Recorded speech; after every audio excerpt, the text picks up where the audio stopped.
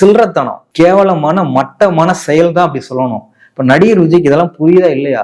உங்களெல்லாம் நாங்க ஒரு காலத்துல கொண்டாடி இருக்கோம், உங்களுக்காக ஒரு காலத்துல நாங்க சண்டை போட்டிருக்கோம். இந்த விஜய் அப்படிங்கிற நடிகருக்கு பின்னாடி இன்னைக்கு நம்மளுடைய இளைஞர்கள் கொஞ்சம் பேர் போயிட்டு இருக்காங்க அப்படிங்கிறத நினைச்சாலே உண்மையிலே ரொம்ப கவலை அளிக்குது. நீங்க எல்லாம் அரசியல்வாதின்னு சொல்றீங்க இல்லைங்களா, எனக்கு அப்படி சொல்லவே வாய் வர மாட்டேங்குது. நடிகர் விஜய் அப்படிதான் சொல்லணும், ஏன்னா அதுக்குதான் அவருக்கு தகுதி இருக்கு, நல்லா நடிக்கிற. அப்படி சிஎம் சார் இல்ல முதல்வர் விஜயை கைது பண்ணி பாருங்க, இளைஞர்கள் எல்லாமே உங்க வீட்டு முன்னாடி நிற்பாங்க அப்படின்னு ஒரு விஷயத்த பேசியிருக்காரு.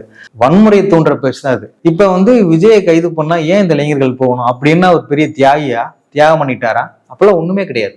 பனையூர்ல சந்திக்கிறதுங்க, நீங்க என்ன அவ்வளவு பெரிய அப்பட்டாக்க நினைச்சிட்டு இருக்கீங்களா? இந்த உலகத்திலேயே நீங்க அதி புனிதமான ஆள் நினைச்சிட்டு இருக்கீங்களா? இல்ல இந்த உலகத்திலேயே நீங்க ஒருத்தர் தான் மனுஷன் நினைச்சிட்டு இருக்கீங்களா? நீங்க என்ன ஒரு இன்டென்ஷன்ல இந்த நடமாடிட்டு இருக்கீங்க எனக்கு புரியல.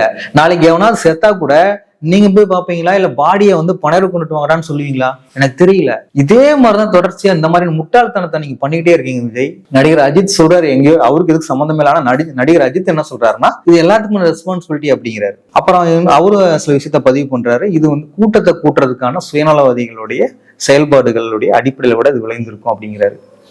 அப்ப இதெல்லாம் புரிஞ்சுக்கணும். நீங்க கூட்டத்தை கூட்டுறதுக்காக நீ எனக்கு இவ்வளவு ஃபாலோவர்ஸ் இருக்காங்க, எனக்கு முன்னாடி இவ்வளவு பெரிய பேக்ரவுண்ட் இருக்கு, நீங்க கெத்து காமிக்கிறதுக்காக எங்களுடைய இளைஞர்களையும் எங்களுடைய மக்களையும் நீங்க கொண்டுட்டு இருக்கீங்கிறதா உண்மை.